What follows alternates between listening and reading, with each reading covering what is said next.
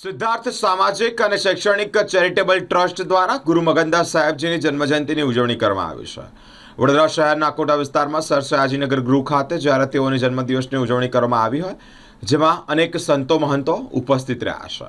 સમાજના વિદ્યાર્થીઓ સમાજનું ધન એટલે કે યુવા વર્ગ ભણી ગણી અને આગળ વધે, સર્વાંગી વિકાસને અર્થે પ્રવચન પણ કરવામાં આવે છે, ધાર્મિક પ્રવચન પણ અપાયા છે, સાથે જ સંતો મહંતોના પ્રવચન પણ થયા છે અને તેઓને ફુલહાર અને બુકેથી તેઓનું સ્વાગત પણ કરવામાં આવ્યું છે।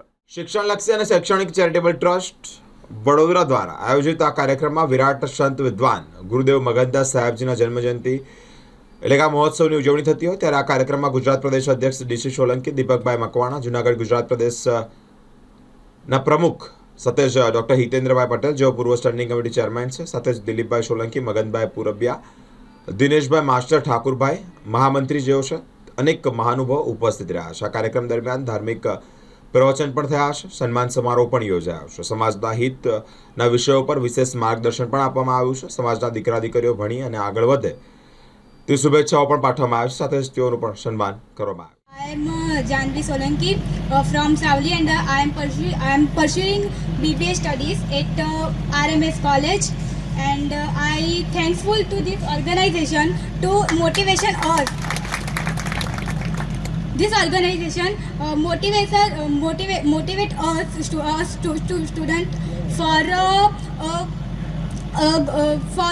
studies. સામાજિક, શૈક્ષણિક અને આધ્યાત્મિક રીતે આમ તો અમારું જે ચેરિટેબલ ટ્રસ્ટ છે એ સામાજિક અને શૈક્ષણિક છે, પણ આજે મને દિનેશભાઈ એવું લાગ્યું કે આજે આધ્યાત્મિક પણ આમાં ઉમેરવાની જરૂર છે। આજનો જે પ્રસંગ છે એ ખૂબ જ અગત્યનો પ્રસંગ એટલા માટે પણ છે કે મગનદાસ સાહેબ જેઓ આપણા સમાજના મહાન સંત થઈ ગયા, અને એ સંત એટલે સામાન્ય સંત નહીં, કબીર સાહેબ, અખો મહારાજ, મીરાબાઈ, નરસિંહ મહેતા, એ જે સંતો થઈ ગયા, એ સંતોએ જે રચનાઓ એમણે જે બનાવેલી, એમણે જે આધ્યાત્મિક ક્ષેત્રે જે ભજનો બનાવેલા, જે કૃતિઓ બનાવેલી, એ જ હરોળના જે ભજનો બનાવનાર એવા મગનભાઈ સાહેબને હું ખૂબ ખૂબ પ્રણામ કરું છું। વડીલો જે પ્રકારે સમાજ સંગઠન એકત્રિત થતું હોય છે, હું પણ કોઈક સમાજમાંથી જ આવેલો છું, અને એ સમાજ ત્યારે જ આગળ વધી શકે છે જ્યારે એ સમાજમાં સંગઠિતતા હોય છે, તાકાત હોય છે। વડોદરા શહેરમાં જે પ્રકારે દીપકભાઈએ વાત કરી કે ગાયકવાડ રાજાની નગરી છે, સંસ્કારી નગરી છે, સાથે ધાર્મિક વાતાવરણ પણ અત્યારે બનેલું છે, અને ધર્મમય વાતાવરણમાં ડીસી સોલંકી સાહેબે કીધું કે સિદ્ધાર્થ સામાજિક ચેરિટેબલ ટ્રસ્ટ, જે મને આખી ટીમ પહેલી વાર મારી ઓફિસમાં મને મળવા આવી ત્યારે મેં તે જ દિવસે કહ્યું હતું કે મારી જ્યાં પણ જરૂરિયાત હોય તમારી સાથે છું,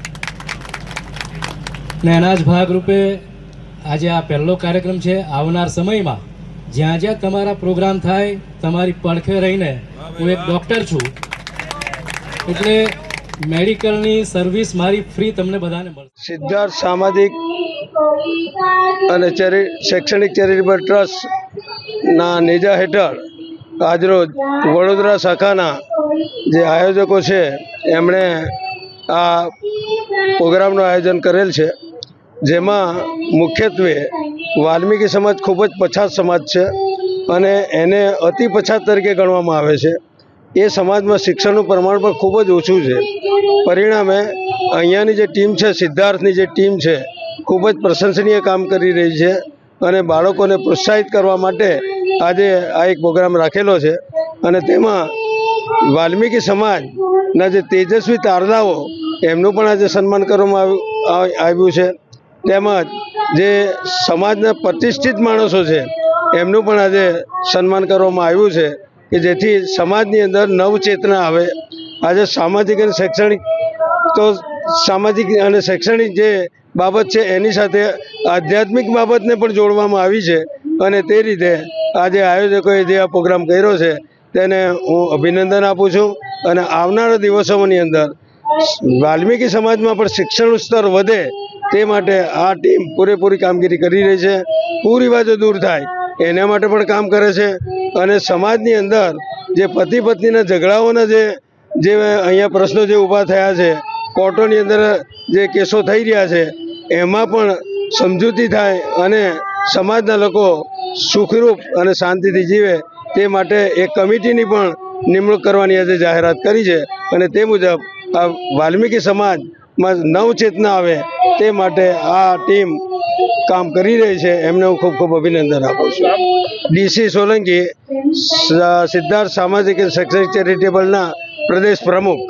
મારી સાથે અમારા મહામંત્રી ભાઈ શ્રી દીપકભાઈ મકવાણા એ પણ અહીંયા ઉપસ્થિત છે. અહીંયા વડોદરા ટીમના મહામંત્રી ભાઈ શ્રી ઠાકોરભાઈ દિવાન, પ્રમુખ શ્રી મગનભાઈ પુરબિયા અને બાકીની બધી ટીમ એ પણ અહીંયા ખૂબ સારી કામગીરી કરી છે. તેમને ખૂબ ખૂબ અભિનંદન આપું છું. અમારું આયોજન એ પ્રકારનું હતું કે અમારું સિદ્ધાર્થ ચેરિટેબલ ટ્રસ્ટ શૈક્ષણિક અને સામાજિક કામ કરી રહ્યું છે. અને આ ટ્રસ્ટની અંદર અમે હર વર્ષે બાળકોના માટે કાર્યક્રમ કરીએ છીએ. બાળકો આગળ કેમ આવે, દીકરીઓ આગળ કેમ આવે, જે નપાસ થયેલા દીકરાઓ હોય, જે નપાસ થયેલી દીકરીઓ હોય, એને પણ અમે આશ્વાસન આપીને આગળ લાવવાની કોશિશ કરી રહ્યા છીએ. અને હર વર્ષે આ અમારી ટીમ, મજબૂત ટીમ અમારી, આ ટીમ પોતાના ખર્ચે, સ્વખર્ચે દીકરા દીકરીઓને એટલું બધું મદદ કરી રહ્યા છે કે જેની કોઈ હદ નહીં.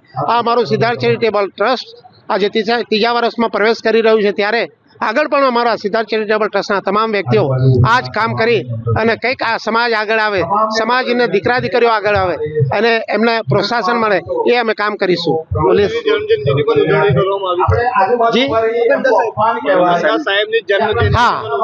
હાજી, પૂજ્ય ગુરુદેવ મગન સાહેબ 1954ની અંદર બરોડામાં આવ્યા અને 1954માં બરોડામાં આવ્યા પછી એમણે ઘર ઘર ઉપદેશ એવો કર્યો કે જળ માનનથી ખંડન કીધા અને જૂઠા વહેમોમાંથી દૂર કર્યા.